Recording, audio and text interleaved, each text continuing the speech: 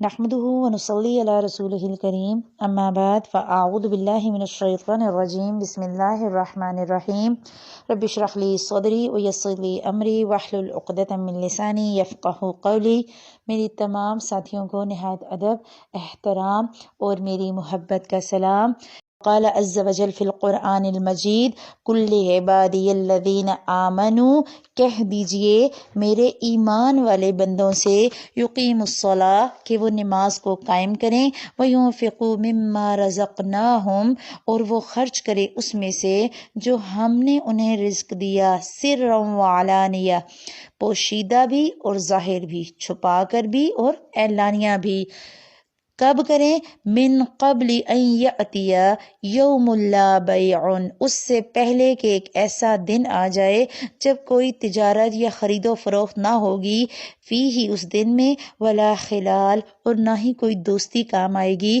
اللہ الذی خلق السماوات والارض، اللہ تو وہ ذات ہے جس نے تمہارے لیے زمین و آسمان بنائے، وانزل من السماء ماء، اور تمہارے لیے آسمان سے پانی اتارا، فاخرج به من الثمرات رزقا لکم، پھر اس نے اس پانی کے ذریعے تمہارے لیے پھل تمہارے رزق کے طور پر دیے، وسخر لکم الفلک، اور اس نے تابع کیا تمہارے لیے کشتیوں کو، لتجری فی البحر بامرہ، تاکہ وہ چلیں سمندر میں اس اللہ کے حکم سے، وسخر لکم الانہار، اور اس نے تابع کر دیا تمہارے لیے نہروں کو، وسخر لکم الشمس والقمر، اور اس نے تابع کر دیا تمہارے لیے سورج اور چاند کو، دائبین، اس حال میں کہ وہ دونوں چل رہے ہیں، وسخر لکم اللیل والنہار، اور اس نے تابع کر دیا تمہارے لیے رات اور دن کو، وآتاکم، اور اس نے عطا کر دی تمہیں،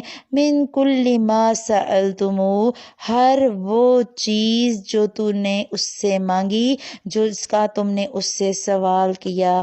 وَإِن تَعُدُّوا نِعْمَتَ اللَّهِ، اگر تم گننا شروع کرو، اعداد و شمار شروع کرو اللہ کی نعمتوں کا، لا تحصوها، تم انہیں گن نہیں پاؤ گے، کبھی نہیں گن سکو گے ان کو۔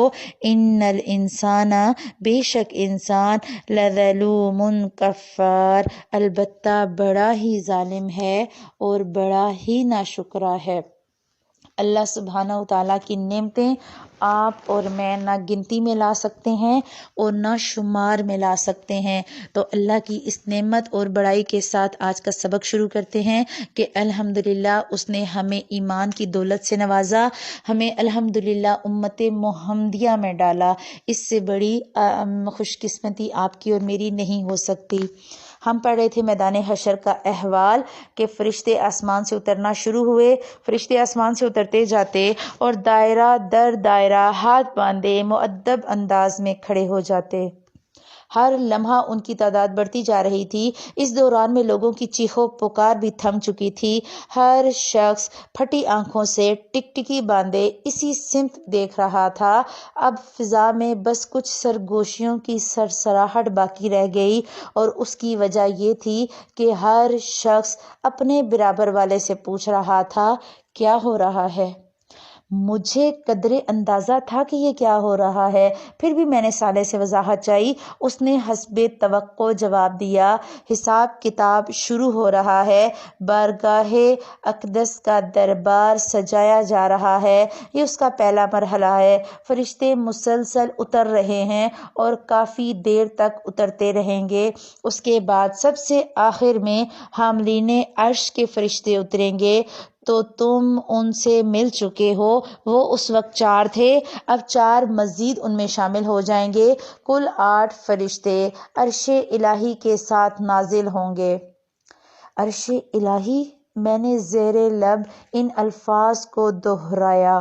صالح نے مزید وضاحت کرتے ہوئے کہا، تم تو سمجھ سکتے ہو اللہ تعالیٰ عرش پر بیٹھتے نہیں ہیں، وہ اس طرح کے تمام انسانی تصورات سے پاک ہیں۔ یہ عرش اصل میں مخلوق کے رجوع کرنے کی جگہ ہے۔ جیسے دنیا میں بیت اللہ ہوا کرتا تھا بطور ایک قبلہ، اللہ کے گھر کا مطلب یہ نہیں تھا کہ اللہ وہاں رہتے ہیں، لیکن انسان کی طرف جب رخ کرتا تھا تو اس کے لیے وہ مقام رجوع بن جاتا تھا۔ اسی طرح آج عرش الہی کے ذریعے لوگ اللہ تعالیٰ کے ساتھ مکالمہ کریں گے۔ میں نے پوچھا، گویا اللہ تعالیٰ کی باتیں سن سکیں گے؟ صالح نے کہا ہاں، ویسے ہی جیسے حضرت موسیٰ علیہ السلام نے طور کی وادی میں ایک درخت کے اندر سے اللہ کی آواز سنی۔ اور ہاں عبداللہ، ایک بہت خاص بات بھی سن لو، میں پوری طرح متوجہ تو تھا ہی، لیکن اب یکسوئی سے اسے دیکھنے لگا۔ حاملین عرش کے نزول کے ساتھ ہی عرش نور الہی کی تجلی سے جگمگا اٹھے گا، جس کے ساتھ پوری زمین پر اس کا نور پھیل جائے گا۔ اس کا مطلب یہ ہوگا کہ زمین اپنے رب کے نور سے روشن ہو جائے گی اور معاملات اب براہ راست اللہ سبحانہ وتعالیٰ کی اپنی نگرانی میں انجام پانا شروع ہو جائیں گے۔ یہ مطلب ہے کہ قرآن کریم کی اس بات کا کہ زمین کو خدا اپنی مٹھی میں لے لے گا۔ اس وقت پہلا حکم یہ دیا جائے گا کہ ہر شخص اللہ کے حضور سجدے میں گر جائے۔ عبداللہ، اس وقت بہت عبرتناک منظر سامنے آئے گا۔ تم دیکھو گے کہ سارے فرشتے سجدے میں ہوں گے۔ عرش کے داہنے ہاتھ کی طرف عرش الہی کے مامون سائے میں موجود سارے انبیاء، تمام صدیقین و شہداء اور صالحین سب سجدے میں ہوں گے۔ میں نے بے اختیار پوچھا، اور یہاں حشر کے میدان والے لوگ؟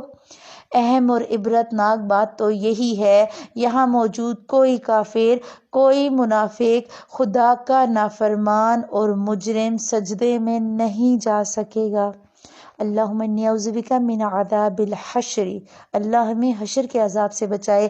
یہ لوگ لاکھ کوشش کریں گے کہ سجدے میں گر جائیں، مگر ان کی کمر اور گردن تختے کی طرح ہو جائے گی، زمین انہیں اپنی طرف آنے سے روک دے گی۔ اور باقی لوگ؟ میں نے پوچھا۔ صالح بولا، وہ لوگ جن کے اعمال ملے جلے اور گناہ کم ہوں گے وہ سجدے میں چلے جائیں گے، اور اسی وجہ سے ان سب کو فوراً حساب کتاب کے لیے بلا لیا جائے گا۔ باقی جس کا ایمان جتنا پختہ اور اعمال جتنے اچھے ہوں گے وہ اتنا ہی جھک سکے گا۔ کوئی رکوع میں ہوگا اور کوئی آدھا جھکا ہوگا، کوئی بس گردن ہی جھکا سکے گا۔ جو جتنا کم جھکے گا وہ اتنا ہی خوار ہوگا۔ میں بات کو سمجھتے ہوئے سر ہلا کر بولا، اچھا، اس کا مطلب یہ ہے کہ لوگوں کو اس وقت اپنے مستقبل کا کسی قدر اندازہ ہو جائے گا؟ صالح نے کہا، نہیں، تمہیں یہ باتیں میں بتا رہا ہوں، انہیں یہ اندازہ نہیں ہوگا۔ البتہ سجدہ نہ کرنے پر ذلت کا احساس اور کرنے پر ایک نوعیت کا اطمینان ہو جائے گا۔ البتہ لوگ یہ اچھی طرح جان لیں گے کہ خدا کون ہے، جس ہستی کو بھلا کر زندگی گزاری تھی وہ ہستی کون ہے۔ آج لوگوں کو معلوم ہو جائے گا کہ بادشاہوں کا بادشاہ کون، شہنشاہوں کا شہنشاہ کون ہے معبود برحق، کون ہے جس کا اقتدار اس کائنات پر قائم و دائم ہے، کون ہے جس کے ہاتھ میں کل بھلائیاں اور تمام خیر ہے، کون ہے جس کے اشارے سے تقدیر بن اور بگڑ سکتی ہے، کون ہے جو ہر شخص سے ہر عمل کے بارے میں پوچھ سکتا ہے مگر اس سے اس کے کسی فیصلے کے بارے میں نہیں پوچھا جا سکتا، کون ہے جو ہر حمد و شکر، ہر قیام و رکوع اور سجدے، ہر نیاز و عاجزی اور ہر محبت و تسبیح اور ہر طرح کی تکبیر کا مستحق ہے۔ اللہ جل شانہ، اللہ اکبر کبیرہ والحمد للہ کثیرہ وسبحان اللہ بکرۃ واصیلا۔ یہ الفاظ کہتے ہوئے صالح کے جسم پر ایک لرزہ طاری ہو گیا اور آخری اللہ اکبر کہتے ہوئے وہ سجدے میں گر گیا۔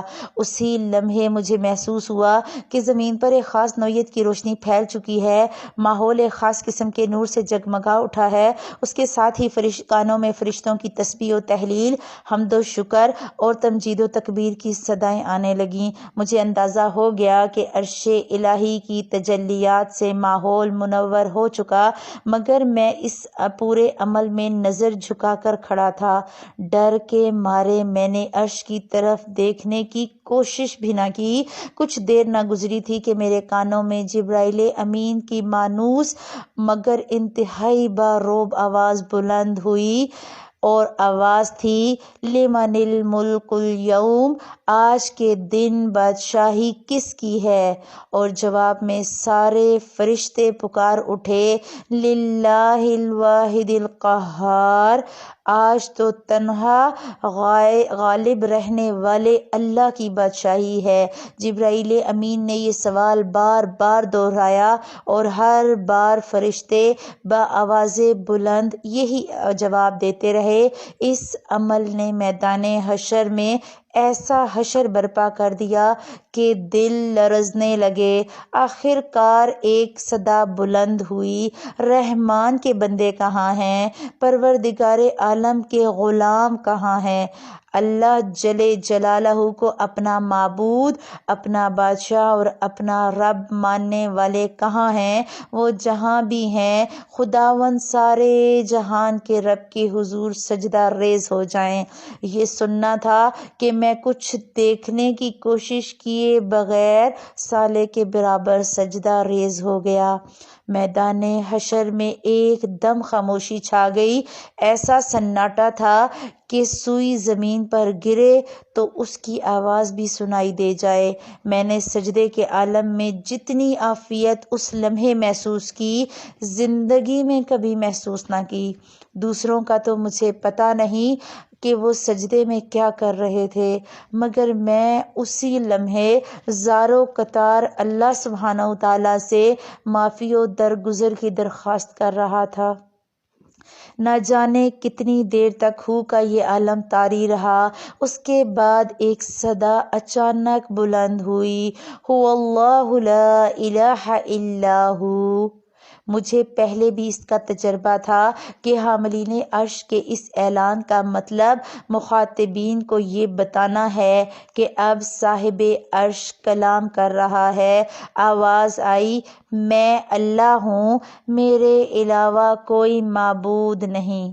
یہ وہی الفاظ تھے جو میں نے عرش کے قریب سجدے میں پہلی دفعہ سنے تھے، مگر یہ آواز اس آواز سے قطعاً مختلف تھی۔ اس آواز میں جو جلال اور جو سختی تھی وہ اچھوں پتا پانی کرنے کے لیے بہت تھی۔ لمحہ بھر کے ایک وقفے کے بعد جو چاروں سو پھیلا ہوا سناٹا تھا، کڑک سے زیادہ سخت گیر اور گرجدار آواز بلند ہوئی، انا الملک، میں ہوں بادشاہ، این الجبارون، کہاں ہے ظالم، کہاں ہے سرکش، این المتکبرون، کہاں ہیں تکبر کرنے والے۔ اللہ پوچھ رہا ہے کہ میں بادشاہ ہوں، این الجبارون، کہاں ہیں وہ جو دنیا میں جابر تھے، این المتکبرون، کہاں ہیں جو دنیا میں تکبر کرتے تھے، این الملوک الارض، کہاں ہیں زمین کے وہ بادشاہ جو زمین میں کرتے تھے اور جو زمین میں اپنے سے کم تر ہر ایک کو سمجھتے اور اپنے سے بڑھ کر کسی کو نہ سمجھتے۔ یہ آواز بجلی بن کر گری۔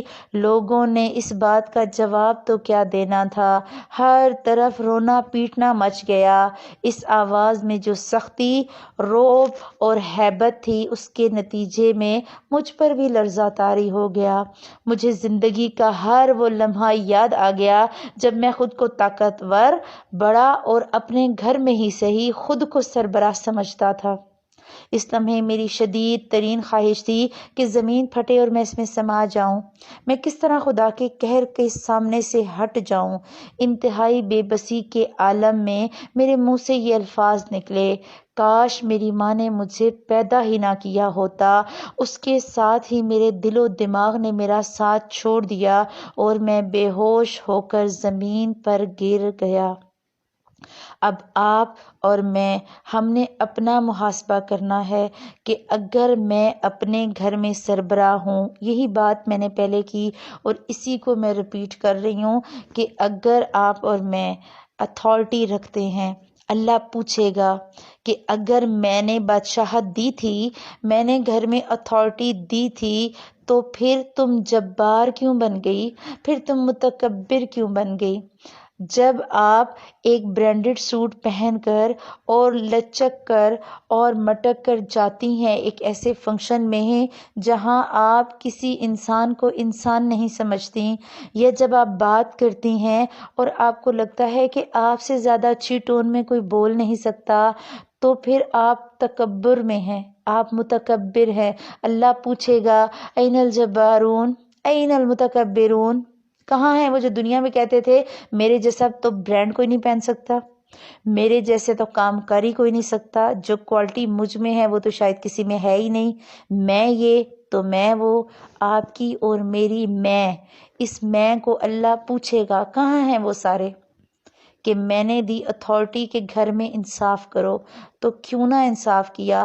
دو بچوں کے درمیان، دو بیٹوں کے درمیان، بیٹے اور بیٹی کے درمیان، بیٹی اور بہو کے درمیان، ماں اور ساس کے درمیان، ایک ایک چیز کے بارے میں اللہ تعالیٰ پوچھیں گے، اور ایک ایک چیز کے بارے میں آپ کو اور مجھے جواب دینا ہوگا۔ تو اللہ سبحانہ و تعالیٰ سے دعا کریں، اللہ ہمیں اپنا تابعدار بنائے، اللہ ہمیں اپنا ایسا بندہ بنا دے جو اللہ کو اچھا لگ جائے۔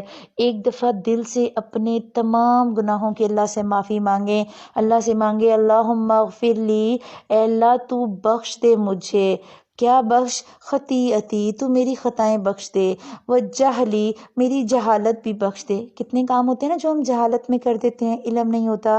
واسرافی فی امری، اے اللہ تو میرے کاموں میں میری زیادتی بھی بخش دے۔ بعض اوقات کیا ہوتے ہیں کہ آپ نہ چاہتے ہوئے بھی کسی سے زیادتی کر جاتے ہیں، اور کیا کر وما انت اعلم بہ منی، اور اے اللہ تو وہ بھی بخش دے جسے تو مجھ سے زیادہ جانتا ہے۔ بعض اوقات ہمیں ہمارے گناہوں کا پتہ ہی نہیں چلتا۔